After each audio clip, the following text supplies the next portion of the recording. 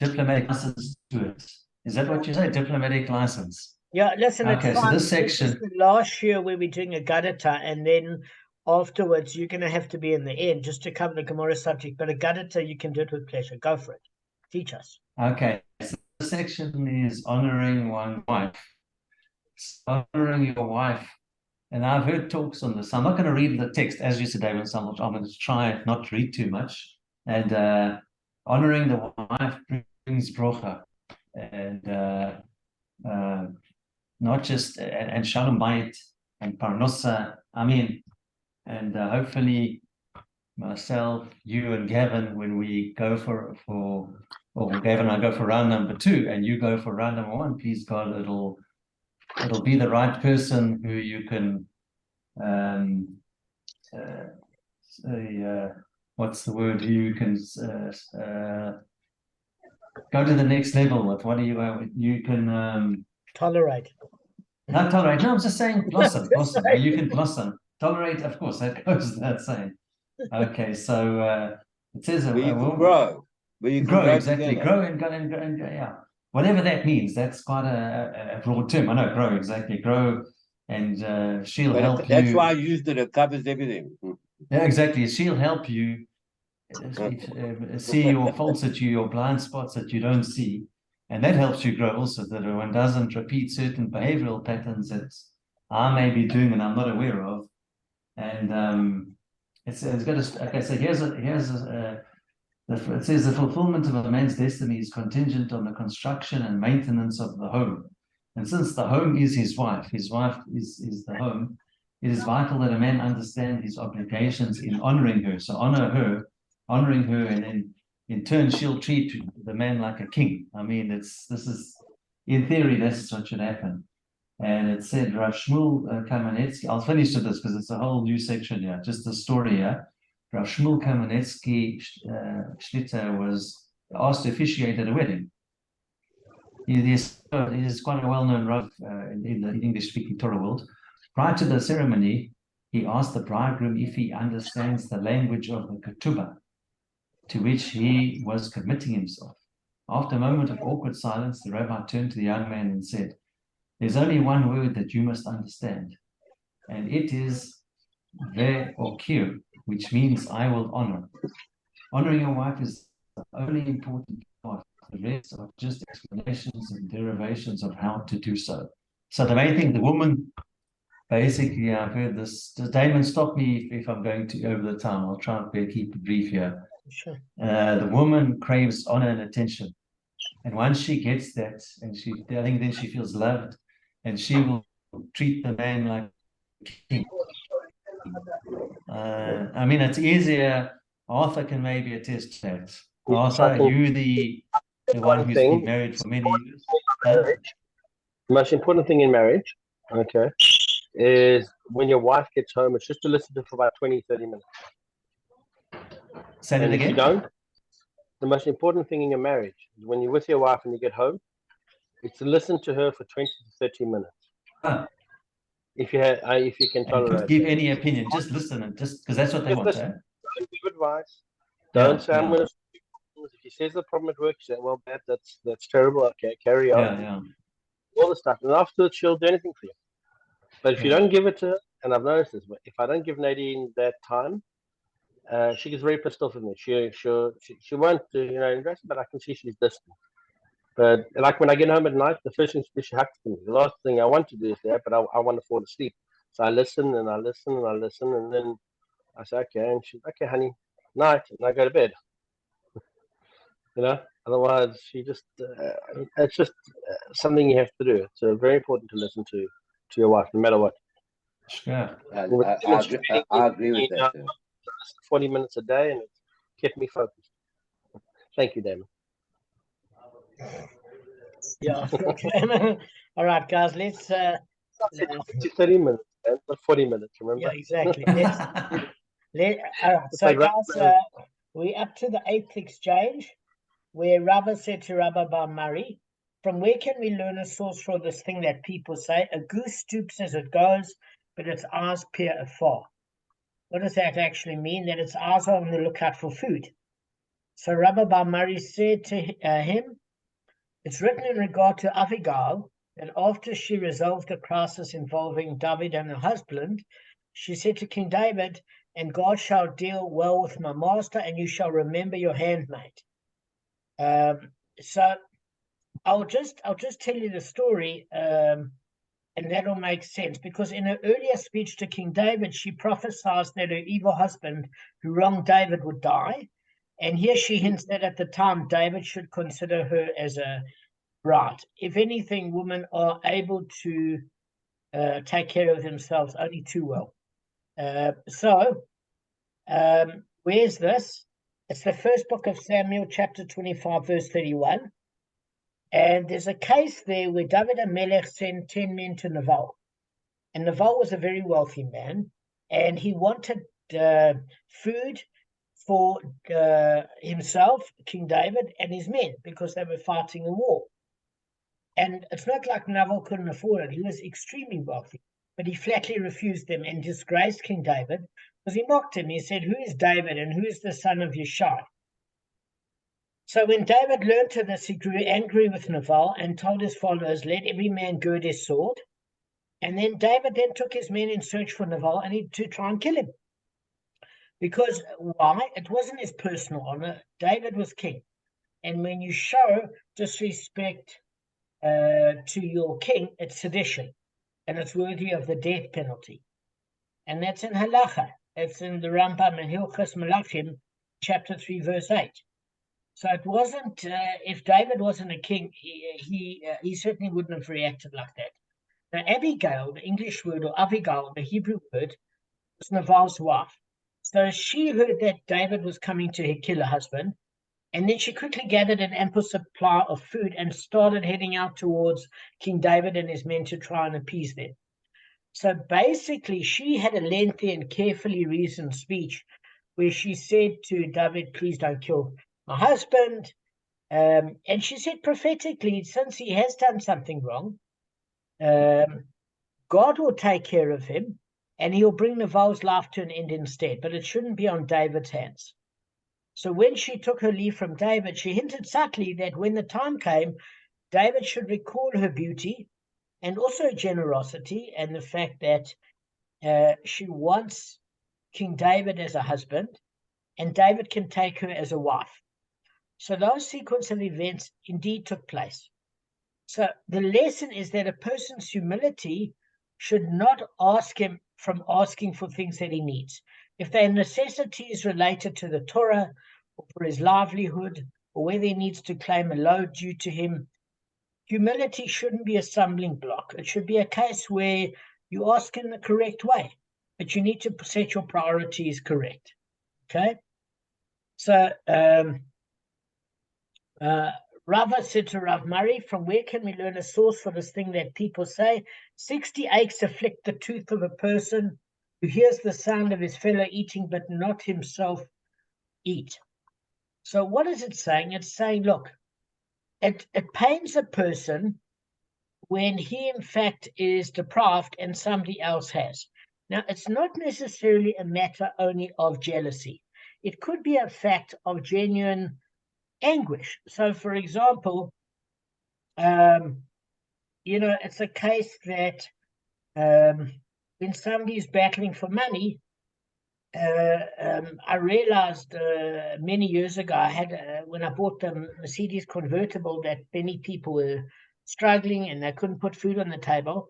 And I think since my mom passed away in 2018, I don't think I've put the roof down more than once or twice in all that time. And that was just to check if the mechanics work. Because what your priorities are in your 20s and 30s are different to how your priorities are in your 40s and 50s. As you get older, you realize that certain actions that you do can cause pain to others. Because if other people haven't got with what to eat and you flashing around how incredibly well you've done, firstly, it could be an iron horror where the person looks to Hashem and says, what does this person deserve the merit for? And then Hashem will judge you because you've caused them pain. So for even selfish people, it's not a good idea to flaunt whatever you have. But from a sensitivity point of view, why would you want to cause anybody any pain? So this is basically what it's saying is you've got to be sensitive that maybe a couple is struggling to have children and you've got 9 children, that you can't hide your kids under your blanket. But the thing of it is just be sensitive to other people. So Rabbi Bar Murray said, look, where is it written? If you look at Nathan the prophet, who said to King David, my lord, the king of you said, Adoniyahu will reign after me, and he will sit on my throne, for he has gone down today and slaughtered ox, fattened bulls and sheep in abundance, and he has invited all the king's sons, the generals of the army, and Avyasar the Kohen. And behold, they are eating and drinking before him, and they've said, long live King Adoniyahu. But me, I am your servant, Zadok the Kohen, Ben-Yahu, son of Jehoiada, and your servant Solomon, he did not invite. So, in other words, it's in the first book of Kings in chapter 1, verse 24 to 26.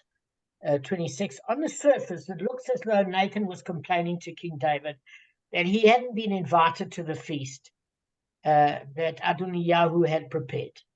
But obviously Nathan had loftier motives than his personal insult in reporting this to David, because he was attempting to demonstrate the extent of Adoniyahu's insurrection against King David. Because if he didn't invite the Kohen, it means he never got Hashem's blessing in order to be elected as king. So if he was going to be elected as king with Hashem's approval, there's no issue. But he didn't invite the person that's involved with getting the decision and being a conduit for Hashem. So Rabbi Bar Murray said, although the comment is in this case for loftier motives, he might have felt a sense of being left out in pain, even if you want to take it at its face value.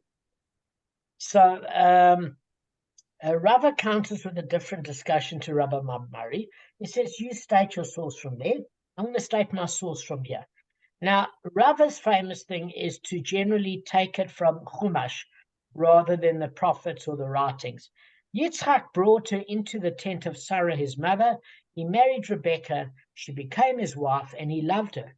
And thus was Isaac consoled after his mother's. So what does that mean? Is that that's in Bereshit.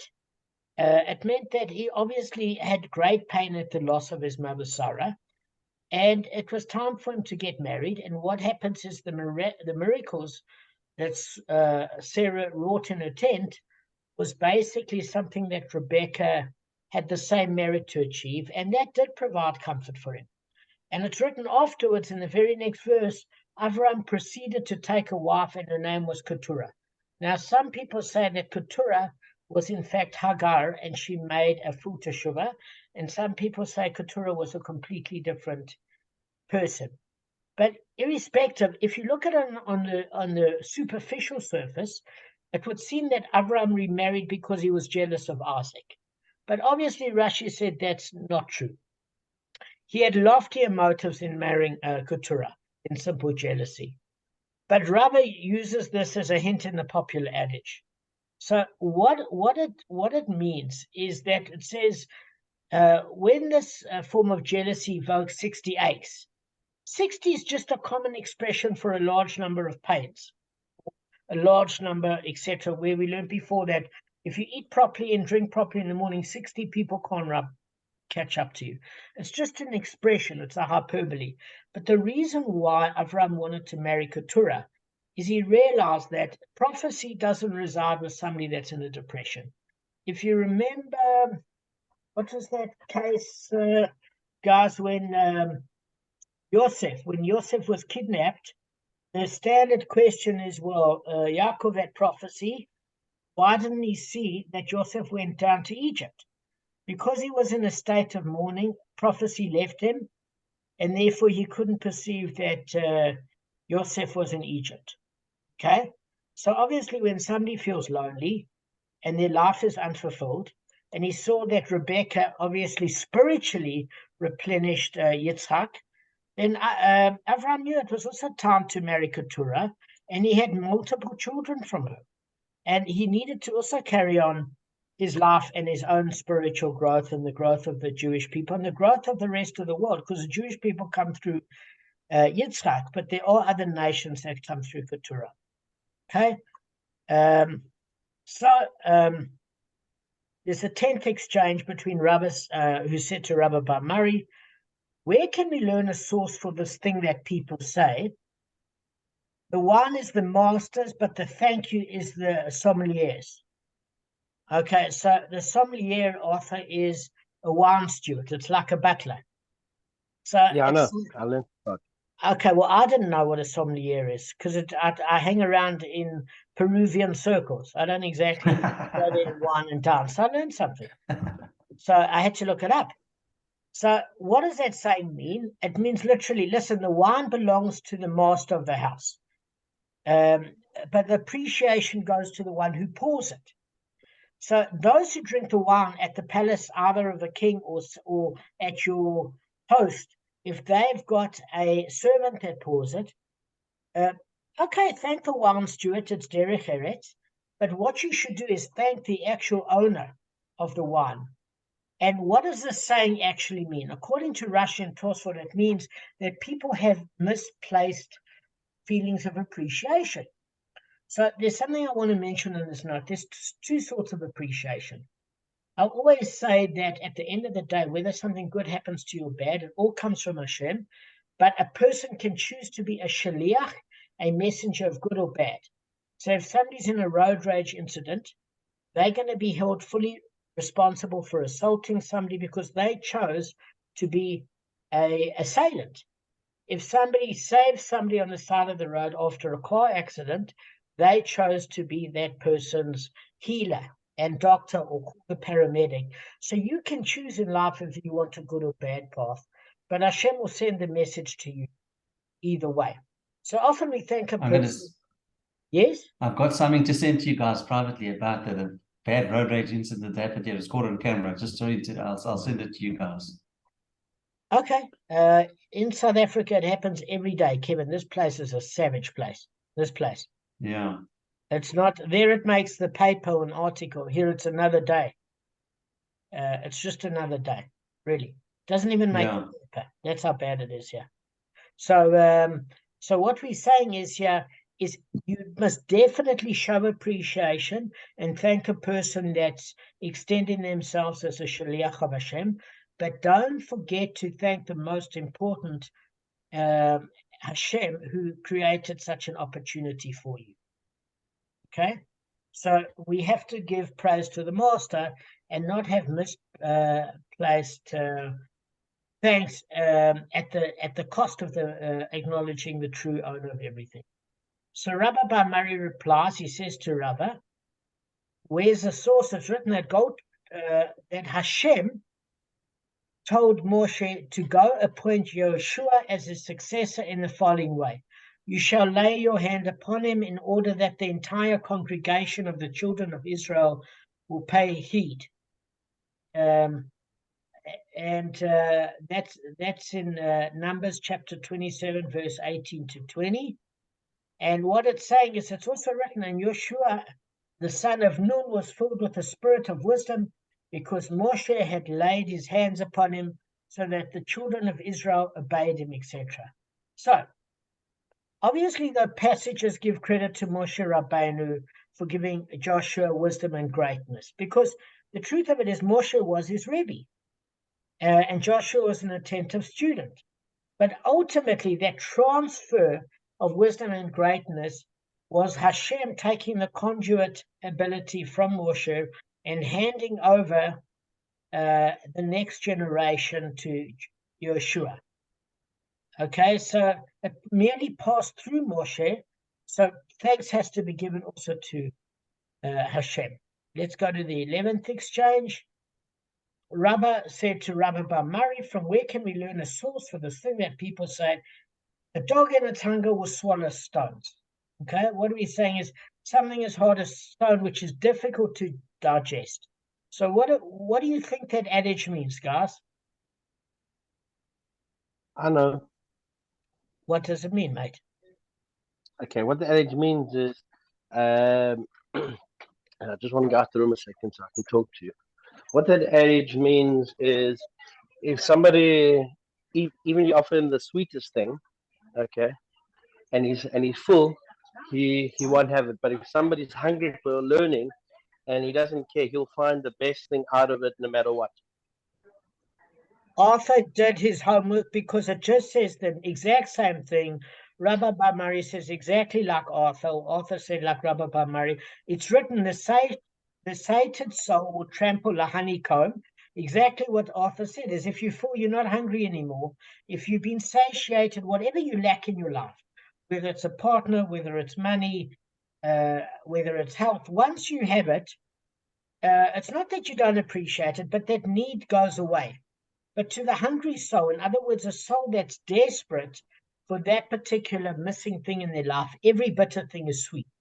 So in other words, if somebody's lonely, they can be going from destructive relationship to destructive relationship out of sheer desperation. If somebody is hungry, they'd eat from a dustbin, even if the food tastes lousy and smells lousy.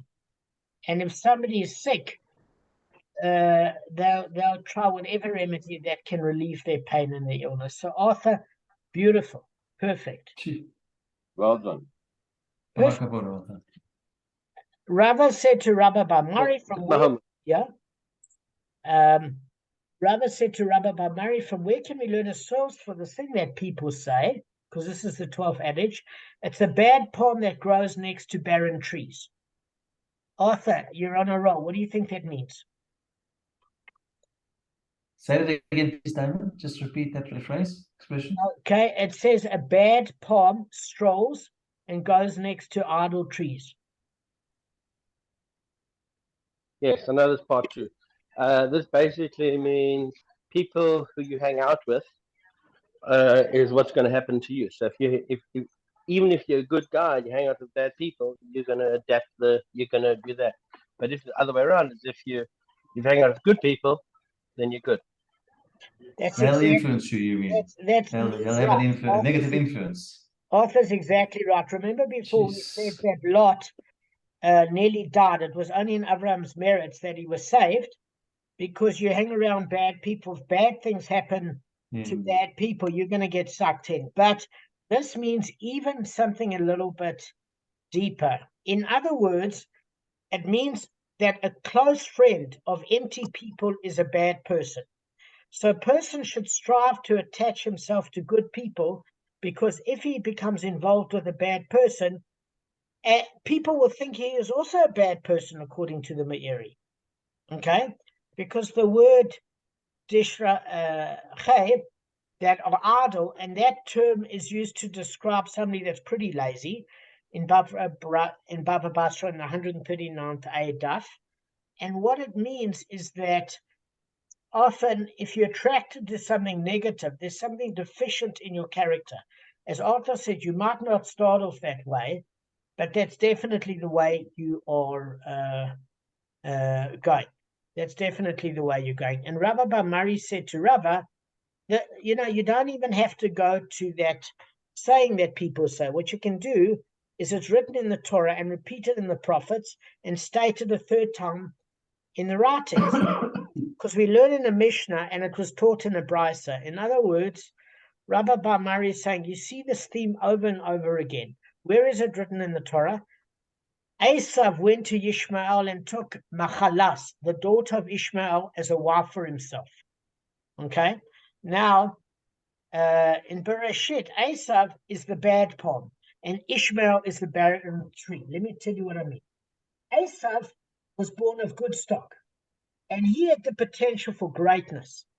His parents were Yitzchak and Rivka, and he was in the same room as Yaakov, who was righteous.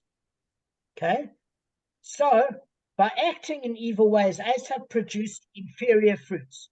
And that's why we say he's a bad palm, because it was just inferior. He turned out inferior. Ishmael, on the other hand, never had this potential. Why? He was born from Hagar, the maidservant. And Ishmael is obviously analogous to a barren tree, because what are you talking about rotten fruit? There's not even fruit. He was dragged up. So something that's got no value to begin with is a problem. So what happens is Esau's decided to marry into Ishmael's family, and therefore it invokes the image of an inferior palm growing near a barren tree. That's according to the Mahasha. It's exactly it. You're taking something that had good potential, great stock, and didn't use it well, and then decided to influence it with somebody that's got no potential. It's got nothing to work from. So that's exactly from the Torah. And then if you look at the prophets, it says, Boorish men collected around Yiftach, and they ventured forth with him. So what does that mean? It's in Judges in chapter 11, verse 3. Yiftach, like Ishmael, came from humble roots.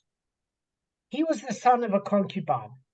But men with good lineage but objectionable behavior gathered around Yiftach, also by the Mahasha. So, in other words, birds of a feather flock together, exactly as Arthur said. Now, if you look in the writings, it says every bird dwells with its kind, a person with somebody similar to him. For we learned in a Mishnah, all that is connected to something Tameh is Tameh itself, and all that is connected to something Tahor is Tahor itself. It means impurity is connected to impurity, purity to purity. And it was taught in a Brisa. Rav Eliezer says, it's not for nothing that the starling went next to the raven, but because the raven is its own species. So all these ideas suggest the general idea that a person's bad associates are instructive regarding the person himself. You are who you hang around with. So let me just give you a little bit of understanding of what this means. Is that what do we mean to the writings? Because we don't see it in the Ketuvim. So what we are saying here is it was the book of Ben Sira. Now we're dealing with a time period where they didn't exactly have the Gutenberg press. So it was one of the books of Apocrypha.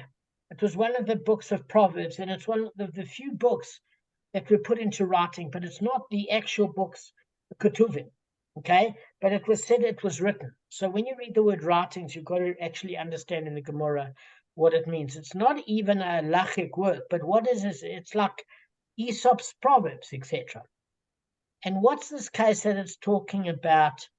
Every bird with its kind dwells with somebody similar to him, that the starling went next to the raven. Okay, because basically, Rav Eliezer is of the view that a starling is a non-kosher bird.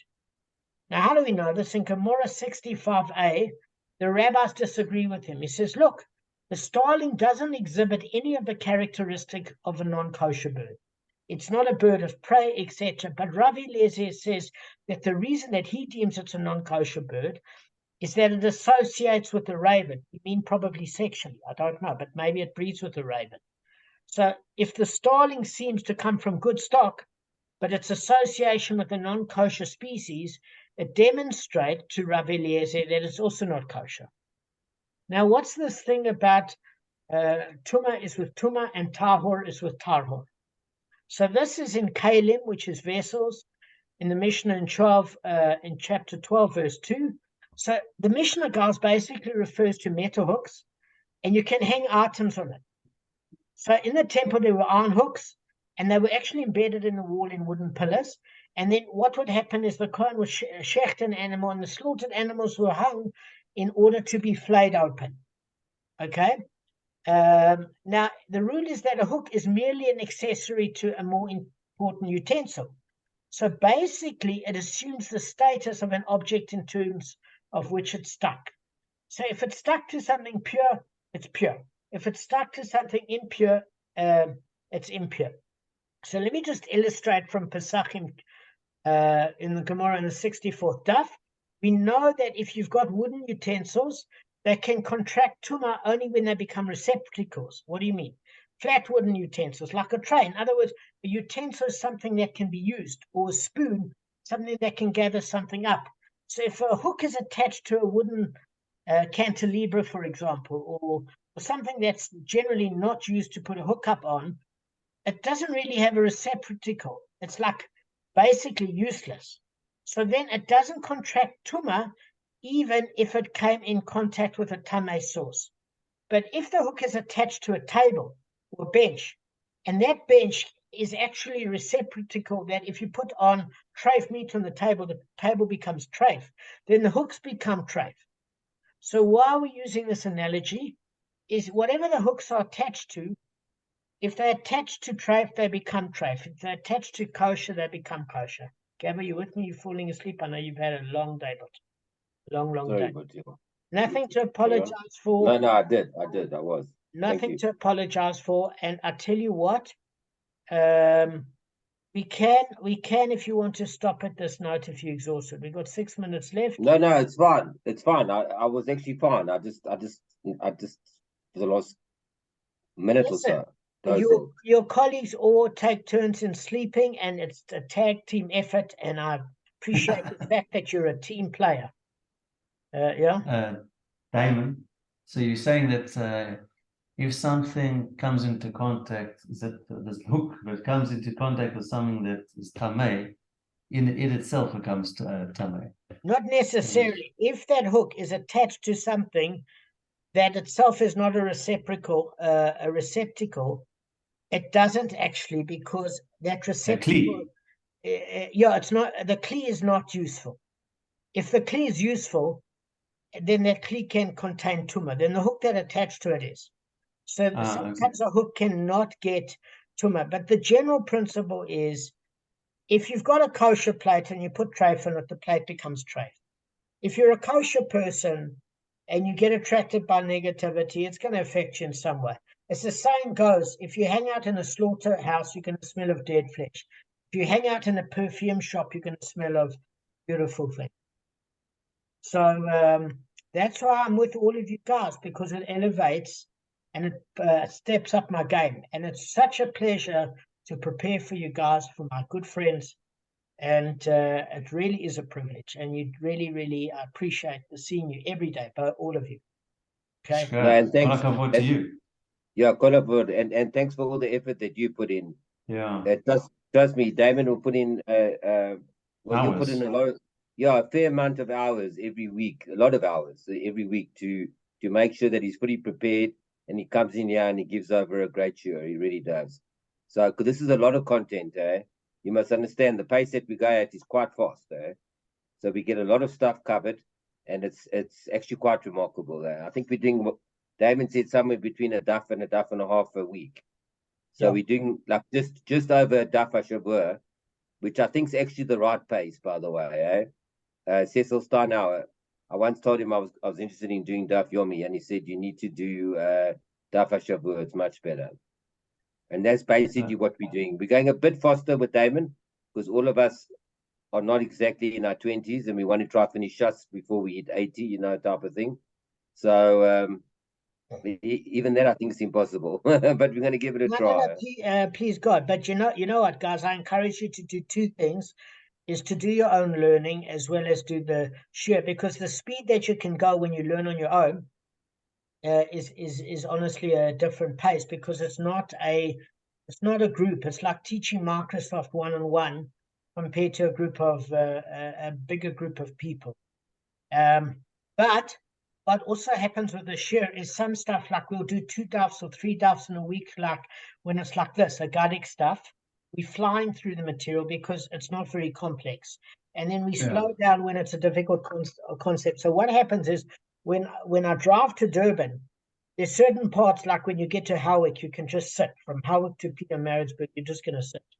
And up until that time, you can go to about 140, and then you're just 60 to 80 in Howick.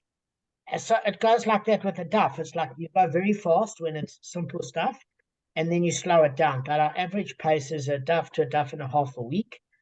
And we've also changed the technique a lot. It's not like we are reading. It's a case where we look at the salient points and everything flows as a conversation. On page 94 now. What page is it?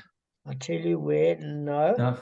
We're on the 92nd duff on B4. 92nd, okay. 92nd B4. I finished the chapter already. I'm on the next chapter quite a while ago. I think about 3 weeks ago, 4 weeks ago. And yeah, I've worked out a way, if any of you are interested. It's not impossible to do shas. There are 2,711 daf. Okay, and technically it can take 7.5 years. I'll bang out a page and remember it relatively reasonably. And it takes me 6 minutes to bang out a page in my head with all the notes and everything. Jeez. So, please God, in 7.5 years, I'll clock shas. So, the pay, but you get better at it. It's a skill like anything. It's like running. It's like anything. You just get better and better at learning it or whatever. I mean, look at Arthur. He knew the exact next verse we were doing. The exact next verse. He didn't do this when he started Rabbi Khan. It becomes more intuitive. I think it's quite something. No, that was remarkable. Both answers were exceptional. Basically, what it is, Damon, is I have a secret weapon. I know how to improve my memory. Really? I have a little tablet I take, which is actually contains coffee. Right? I find when I have a stimulant, my memory is much better. It's amazing. Kevin, it's supposed to be for weight loss, right? You're supposed to take 4 a day. I tried 3 and I didn't feel good. So I stopped. I keep it at between 1 and 2. And if I take 1 in the morning and 1 about 2-3 hours before we learn, whatever I learn in that time, I retain. It's like when I used to drink one. No, it's a tablet I get for my weight loss. It just perks you up. But I used to drink Monster drink and then listen to a shiur and I would remember. If I didn't, I just trade